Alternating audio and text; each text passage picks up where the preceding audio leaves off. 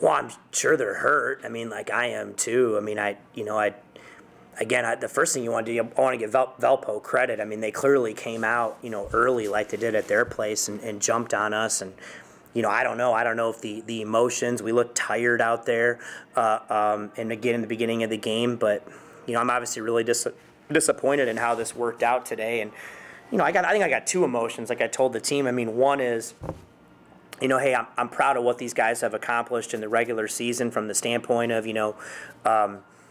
we're not playing on Friday. We've competed well in the Valley this year. We'll go down there with a solid seed in the tournament, which is something, and that's real progress for these guys. And I'm proud of how they fought back tonight when they were down twice.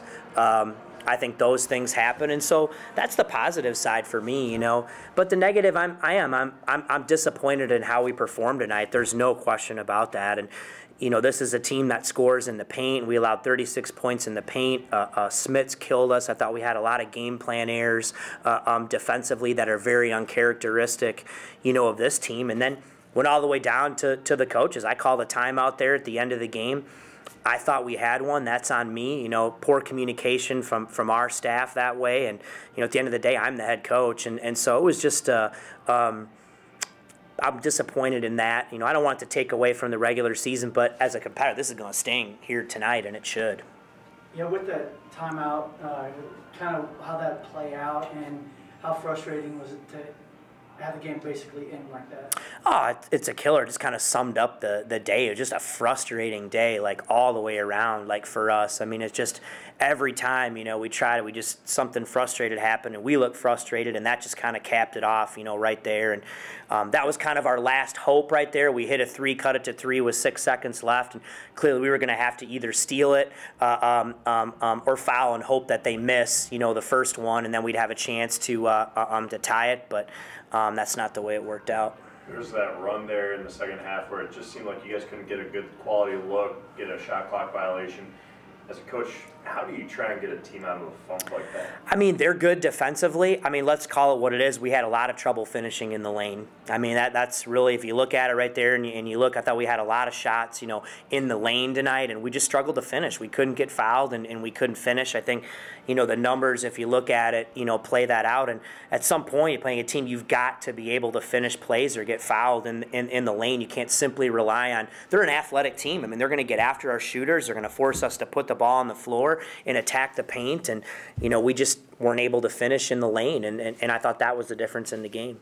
Fortunately, this team does have a chance to bounce back now, getting into tournament time. What do you go into the next week with? I mean, we've got, we don't play till Friday, and I think, like, as a competitor, and these guys, they'll be disappointed. This will sting tonight, and then, we'll be off tomorrow, and then we got to get up. We got to get better on Monday. You can't, if you dwell on this, and that this isn't the conference tournament. Do you know what I mean? This isn't. We've still got a ton to play for, and I'm disappointed too. But eventually, we've got to wake up and try to build on the positives and learn from the things that happened in this game here today, and get better. I mean, we've proved we can compete and win in the Valley, and that's going to be our mindset this week: getting better and heading down to St. Louis. Talking about getting better. So, is there something that you say, all right, guys, we got to fix this before we take the court? I mean, I think a lot of it's just cleaning up, basics and. I don't know. We looked a little gassed here today. I mean, I just thought there were we were frustrated on offense, and there were a lot of simple, I thought, game plan errors defensively. And they took the fight to us. They just played a little bit more physically than we did. I thought they had a little bit more juice. And I think we can clean up our execution on offense and sharing the ball. And clearly, we've got to find a way to score inside a little bit. We've got to find a way to score in the lane and score in the paint and create fouls that way. And we've done that at times this year. And I feel like, hey, we're going to get back to being able to produce that way. Senior day obviously is a roller coaster of emotions, but in your 1 year here at Drake, what is this group of seniors been? Oh, they're awesome, and that's what stinks. That's my, like I said, my first. I don't want this game to take away at all from what these guys have done and how hard they've played and everything that they've accomplished this year, because they really are a special group. And like I said, just look across college basketball. How many guys do you see right now that are at the same place for 4 years? I mean, to have these 5 guys to stick together through some losing, some adversity, some apathy, and to keep fighting and coaching changes and to have the success they had, one of the best seasons they've had in a long time here, really says a lot about them, who they are as character, and it's going to help them. It might already help them this year, and it's going to help them in the future. So I'm really proud of them, and that will never go away. Biggest clutch move, I think, was from Ori at the end. Yeah. We kind of knew that was happening. I watched in the locker room. I'm assuming it went well, right? Good for him. And again, these are great kids. They're great people, and we get caught up in, the game. I'm disappointed. Our job is to win, but these guys are great people, and they're great Bulldogs, and they're going to do great things in the future, no matter what it is. But heck, we've got a lot here to play for, all right? We can beat any team in this league if we're locked in, and we've got to get better this week and go down with a chip on our shoulder to St. Louis. How excited are you to get down to St. Louis? Is that kind of, you're chomping a little bit, or do you want the time? Yeah, no, I mean, we need to practice. I think we need a little rest. I think this has been 3 games this week. We played Sunday on the road, we played Wednesday night on the road, and, we came back, played early today, and I think some rest will be good for us, and I think some practice will be good for us, So I think both of those things are good. I'm excited to get down there, but, I want to get our legs back here a little bit and have some time to practice and go down there. But I'm excited. I know it's a great event, and I'm excited to go down there with this group. It seemed like with you specifically, kind of the emotions really hit right afterwards. What were you feeling? I wasn't emotional because we lost the game. That'll happen. But it's just the last time we'll be here with our guys, so it was tough. What went through your head after you hit that 3 there at the end, and then you hear a whistle for a timeout? Yeah, I knew we were close. We made a 3, we'd be up 3, and give them a chance to mess up at the free throw line, but. I wasn't aware of how many timeouts we had, which was on us. It's just as much players as it is the coach. We had to be aware of what's going on, and obviously we tried to call timeout. We didn't have any, and then they made the 2 free throws, which basically sealed the game. So, CJ, would you agree with the coach that maybe you guys are a little gassed coming into this one after 3 games in a week? We joke all the time. At this point of the year, you can't really be tired. Everybody's got whatever issue it may be, whether it's health, fatigue, whatever it is. So.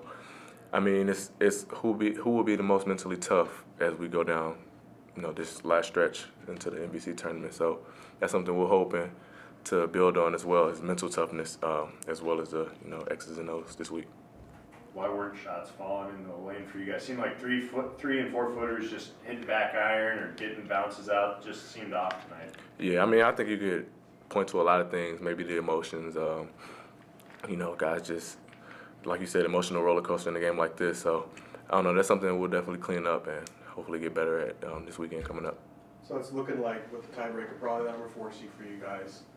Just what are your thoughts on that, and then playing on the same side of the bracket as Loyola? More that I think about it, we were matched up with a team we beat twice either way if we won or lost. So it sets up good for us, and I would rather, me personally, get the winner of the Loyola game earlier than later in the championship game, but not to be looking ahead or anything like that. But we got to handle Bradley. But I think we match up well with them. We'll get a new game plan because this postseason play is nothing like it's at a neutral court. It's not anything like the Valley regular season. So it'll be a game we've all been there before, and I think we're gonna give it our all when we go down there. CJ, same to you. Yeah, I would echo a lot of those things, and just. You got a week to focus on you, almost a week to just focus on you, and it's one of the games where who you play. The 1 and 2 have to wait a day, but we get to focus on us. We get to scout a couple of days early and things like that. So I think it's pros and cons either way.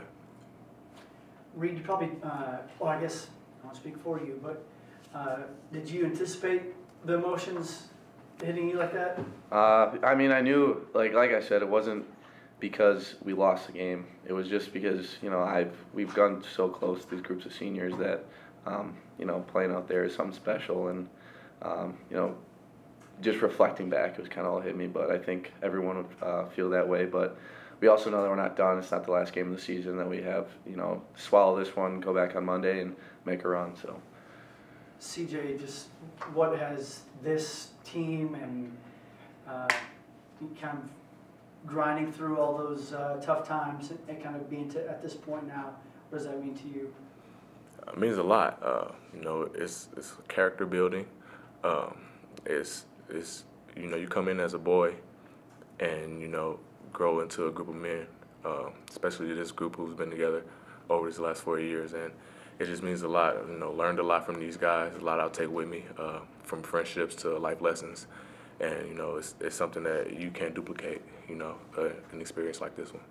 When you guys look back, I mean, this place was half empty, now it's packed to the brim, your final game in here. What's that mean to you, and to leave Drake in a better spot than when you first came in? We talk about that a lot, like leaving a legacy here, and you know, obviously, our last season has been something special, and we hope to, you know, help continue build the program is what our kind of goal is here, and leaving it behind. So hopefully, you know, as we graduate and a new class comes in, we can pass on our knowledge to kind of build this thing up to so that we have these types of seasons every season instead of just, you know, once every decade or so. So I think it's a special place, definitely, and I think us as a program as well as the community can build off of this special year.